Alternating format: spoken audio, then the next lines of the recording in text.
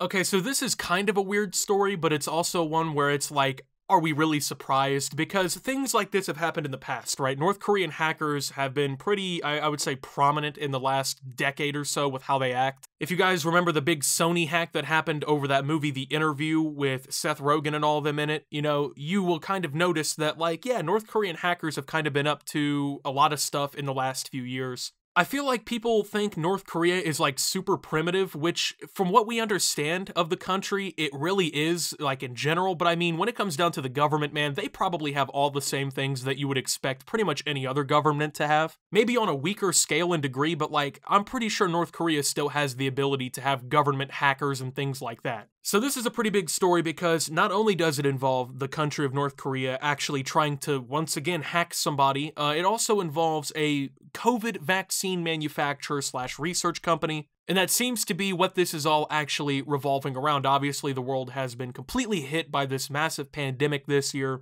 Lots of people have died, lots of crazy things have happened. It's completely changed our way of lives, right? You know, it's been crazy and it's been sad and it's been terrible to have to go through, but we've all been going through it. Now, North Korea has been extremely quiet about this entire pandemic. They've been trying to say basically that it's not really affecting them or anything crazy like that. I'm pretty sure when someone tested positive, they actually executed him, so I guess that's how they're just handling business there, but in recent weeks, some hackers have been trying to break into the systems of drug maker AstraZeneca, okay, which is a British company that has been working on a COVID-19 virus vaccine. Now, these hackers are suspected to be North Korean hackers, okay? Two people with knowledge of the matter told this to Reuters, which is obviously like a news organization or whatever. The company is one of the dozens of companies around the planet that have been racing to make a vaccine for the COVID-19 virus. They've made a lot of different progress on these things. It's been pretty incredible to watch. I know this is going to be a little bit off topic, but, you know, in comparison to how long it takes to make vaccines for other diseases, they've been really pushing this COVID-19 one through because it's been getting so much emergency funding. They're kind of cutting back the restrictions a little bit, trying to rush this through. So while other vaccines often take years, if not decades, to develop depending on the disease and what they're trying to treat, this one has literally only taken less than a year so far. And they're already talking about, like, here in the United States, we might be seeing a vaccine get deployed in mid-December, which is literally just like 2 to 3 weeks away. So, you know, it's pretty incredible to watch, man. Science is very interesting to me, but the story exposes that the hackers had been posing as recruiters on LinkedIn and WhatsApp to approach AstraZeneca staff with fake job offers, basically trying to bait them into taking a fake job offer or whatever to, I guess, you know, leave the company or whatever. But they weren't really actually trying to get them to leave the company. What they were doing was they were lacing malicious code into documents that were supposed to be like job descriptions or maybe applications that they were sending to these people. They were basically sending them viruses to try and gain access to their computers. From the way that sounds, it sounds like they were trying to rat people's computers, which is a remote access tool, basically a file that once it gets onto your computer,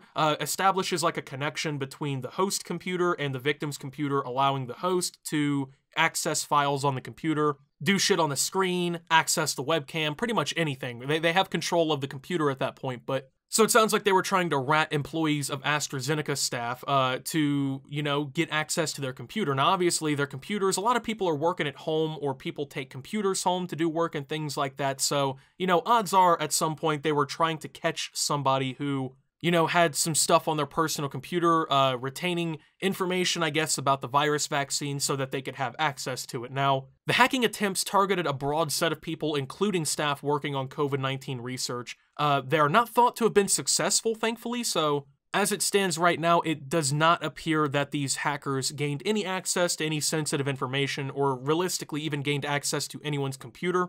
So that's good news, right? Because, you know, you gotta think about it, like, what would be North Korea's intention with this entire thing, right? It really probably could not be good, okay? Now, I think it's pretty obvious that COVID has probably infected their country. I mean, come on now. Pretty much every other country on Earth has, you know, had an issue at some degree with COVID. And you're telling me, even with North Korea's, like, super tight restrictions, the high levels of security and whatnot, you can't tell me that it didn't end up getting into the country somehow, man, because tourists, they still go there, you know, government officials travel to other places, people illegally cross the border back and forward to countries like China and South Korea, so it just, you can't tell me, man, that like at some point there hasn't really been a problem there. So what would be their intentions? Like, are they trying to steal this information so that they can try and get their scientists to develop a vaccine. Were they trying to rat these computers to possibly halt progress on the vaccine to kind of get back at the West? Realistically, they had a lot of options in their playbook. I mean, I hate to say that, but like there's a lot that they really could have been doing.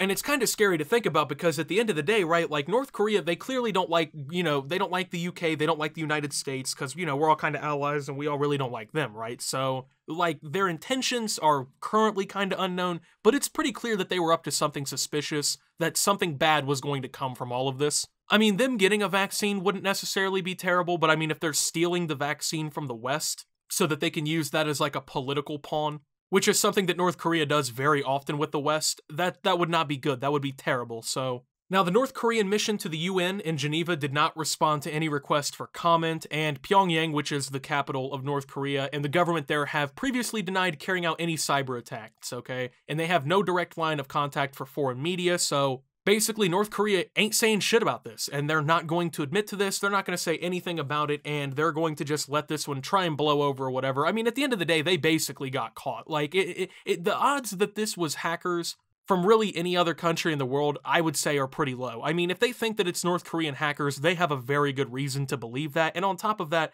it wouldn't be anything new. They're, I would say, one of the prime suspects simply of what they could do with it, right? Because every other country on Earth pretty much is like already working on a vaccine, it seems like, right? At least here in the West, like Canada, the United States, most of Europe, like they're all working on vaccines. They've all been doing this. Even countries like Russia have been working on vaccines, right? So, all these other vaccine candidates are coming, and I'm sure that these companies aren't just going to sell them in their respective countries. I think that would be a bad business decision. So, a lot of other countries are going to have this vaccine eventually, right? And I would think that the UN will be passing some sort of like measure or something to try and, I guess, get this vaccine to maybe like underfunded countries or more impoverished countries that aren't as developed as the West and things like that. So, and North Korea doesn't really fuck with anyone else except like China and Iran, right? So basically with that, they pretty much are the prime suspects for doing something crazy here. So, and another reason that this is particularly worrisome is because AstraZeneca has become one of the top 3 COVID-19 vaccine developers, right? They are like a massive candidate to have this thing out first.